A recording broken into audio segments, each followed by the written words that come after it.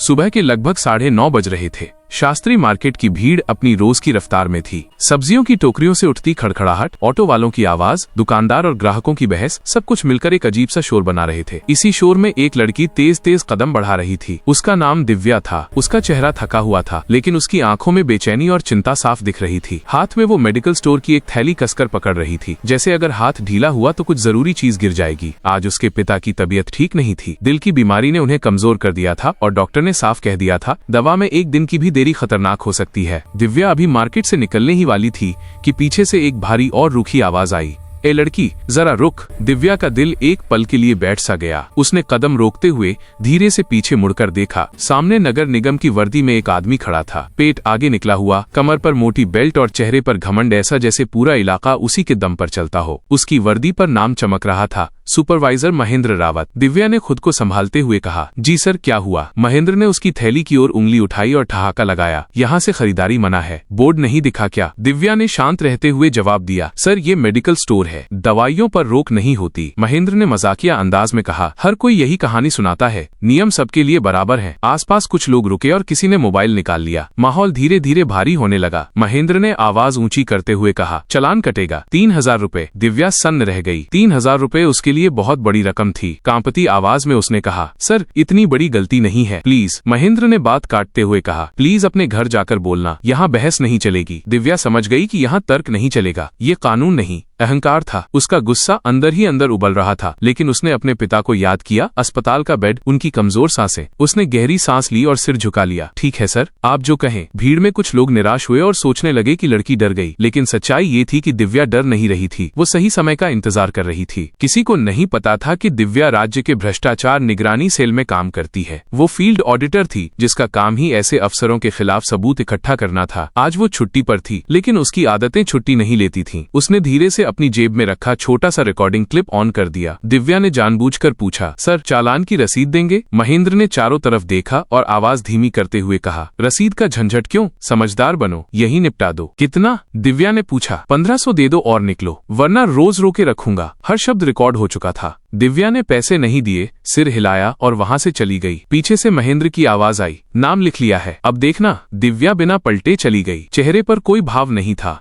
लेकिन दिमाग में पूरा प्लान बन चुका था। शाम के करीब 6 बजे नगर निगम ऑफिस में महेंद्र रावत अपनी कुर्सी पर बैठा चाय पी रहा था। उसे पूरा भरोसा था कि आज भी कुछ नहीं होगा। उसके जैसे लोग रोज बच निकलते हैं, यही उसका अनुभव था। तभी अचानक ऑफिस के बाहर गाड़ियों की आवाज आई। एक मीडिया वैन, 2 सरकारी गाड़ियां और उनके बीच एक जाना पहचाना चेहरा, दिव्या। इस बार वो आम लड़की नहीं लग रही थी। गले में सरकारी आईडी कार्ड था। महेंद्र का चेहरा उतर गया। आप यहाँ? निगरानी सेल के डायरेक्टर आगे आए और सख्त आवाज में बोले, महेंद्र रावत, आप पर रिश्वत, धमकी और अवैध वसूली के आरोप हैं। महेंद्र हड़बड़ा गया। सर ये सब झूठ है। ये लड़की, दिव्या ने शांत लेकिन मजबूत आवाज में कहा, ये लड़की नहीं है, ये सबूत है। रिकॉर्डिंग चली, 1500 दे दो। रसीद का झंझट क्यों? ऑफिस में सन्नाटा छा गया। महेंद्र की आंखों से घमंड गायब हो चुका था। उसी पल उसे निलंबन का आदेश सुनाया गया और हथकड़ी उसकी तरफ बढ़ी। अगले दिन वही शास्त्री मार्केट था, वही दुकानदार, वही ठेले। फर्क सिर्फ इतना था कि आज अखबार की हेडलाइन कुछ और थी। दवा लेने आई लड़की ने भ्रष्ट अधिकारी को बेनकाब किया।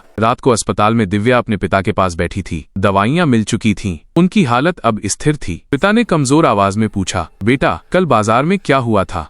दिव्या ने हल्की मुस्कान के साथ कहा, कुछ नहीं पापा, बस मैंने सही वक्त पर चुप रहना चुना। अगले कुछ हफ्तों तक दिव्या एक हीरो की तरह पहचानी जाने लगी, लेकिन भ्रष्टाचार की जड़ें जितनी गहरी उसने सोची थीं, उससे कहीं ज्यादा डरावनी निकली। एक रात जब वो अस्पताल से घर लौट रही थी, उसे अपनी स्कूटी के पीछे एक काली गाड़ी का पीछा महसूस हुआ। वह घबराई नहीं बल्कि सतर्क हो गई। तभी उसके फोन पर एक अज्ञात नंबर से मैसेज आया, महेंद्र रावत तो सिर्फ एक मोहरा था, असली बाजीगर को छेड़कर तुमने अपनी मौत को दावत दी है। अगली सुबह जब दिव्या ऑफिस पहुंची तो नजारा चौंकाने वाला था। उसके डेस्क पर एक सील बंद लिफाफा रखा था। उसे खोलते ही दिव्या के पैरों तले जमीन खिसक गई। उसमें उसकी माँ की कुछ तस्वीरें थीं जो सब्जी मंडी में खड़ी थीं और उन तस्वीरों पर लाल पेन से क्रॉस बनाया गया था। तभी निगरानी सेल के डायरेक्टर ने उसे अपने केबिन में बुलाया। दिव्या को लगा कि वो उसे सुरक्षा देंगे, लेकिन डायरेक्टर के चेहरे पर आज गंभीरता नहीं बल्कि एक अजीब सी मुस्कान थी। उन्होंने एक फाइल दिव्या की तरफ बढ़ाई। Shocking mode. डायरेक्टर ने धीमी आवाज में कहा, दिव्या तुम बहुत होनहार हो, लेकिन तुम्हें ये नहीं पता था कि जिस भ्रष्टाचार सेल की तुम हिस्सा हो, उसका सबसे बड़ा फंड वही अवैध वसूली है जो महेंद्र रावत जैसे लोग करते हैं। तुमने हमारा एक वफादार आदमी खो दिया। दिव्या सन्न रह गई। जिस विभाग को वो अपनी ताकत समझ रही थी,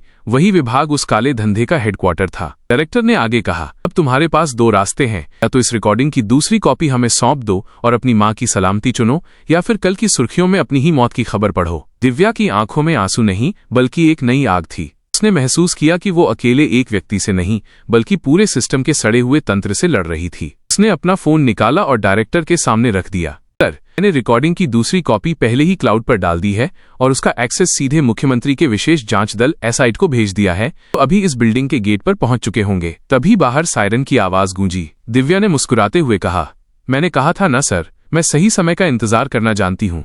सायरन की आवाज नजदीक आते ही डायरेक्टर के चेहरे पर खौफ छा गया। दिव्या ने अपना फोन दिखाते हुए कहा, सर, आपकी धमकी भी लाइव रिकॉर्ड हो चुकी है। एसआईटी बाहर खड़ी है। उसी वक्त पुलिस ने अंदर आकर डायरेक्टर को गिरफ्तार कर लिया। विभाग की पूरी काली सच्चाई दुनिया के सामने आ गई।